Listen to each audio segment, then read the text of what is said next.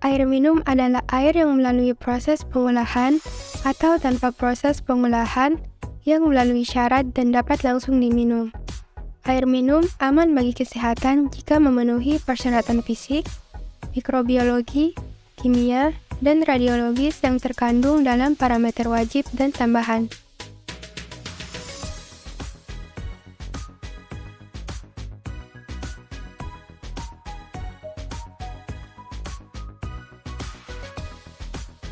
Air hujan adalah sublimasi awan atau uap air menjadi air murni turun dan melalui udara akan melewati benda-benda di udara. Oleh karena itu, agar air hujan menjadi sumber air rumah tangga, harus menampung air hujan terlebih dahulu, bukan pada saat mulai hujan, karena airnya masih banyak mengandung kotoran. Air permukaan merupakan sumber air yang rentan terhadap pencemaran, terutama akibat aktivitas orang.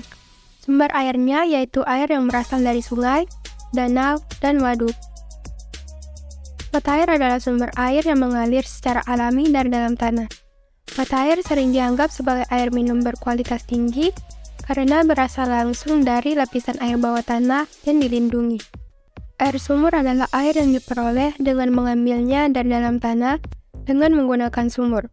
Umumnya dapat digunakan untuk keperluan hidup sehari-hari seperti minum, mandi, mencuci, dan kebutuhan rumah tangga lainnya. Air tanah merupakan air yang tidak mencemari karena terdapat di bawah permukaan tanah. Proses yang dilalui air hujan saat bergerak di bawah tanah membuat air tanah lebih baik dan lebih murni daripada air permukaan.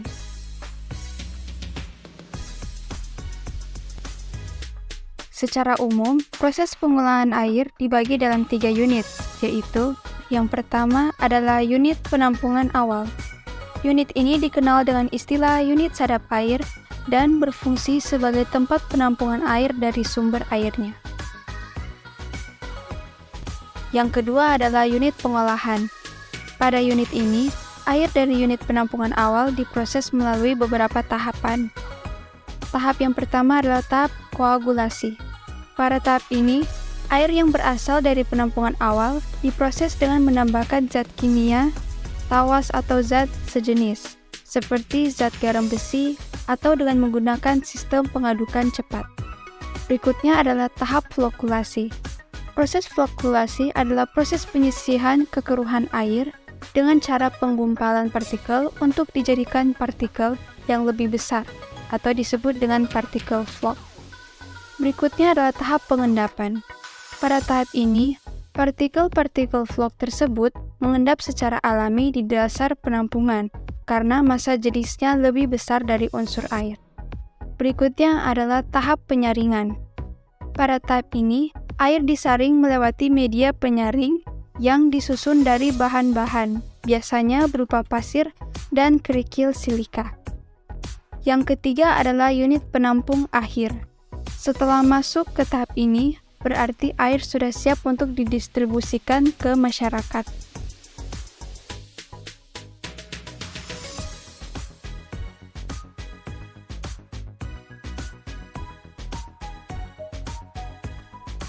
Yang pertama yaitu kependudukan.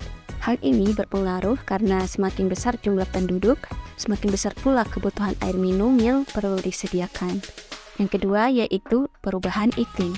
Perubahan iklim sangat berpengaruh dalam ketersediaan air bersih, karena ketika terjadi peningkatan suhu di permukaan bumi dapat menyebabkan sumber air menurun.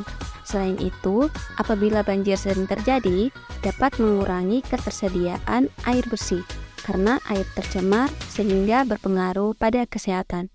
Yang ketiga yaitu ketersediaan infrastruktur.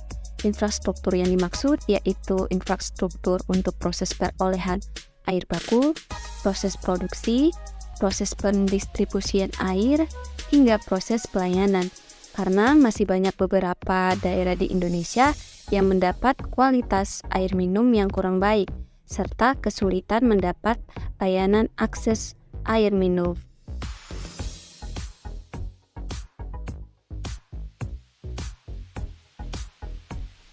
Dalam rangka mencapai target akses air minum, serta target Sustainable Development Goals atau SDGs, perlu keterlibatan pemerintah daerah dan pemerintah pusat untuk melaksanakan program prioritas penyediaan air minum.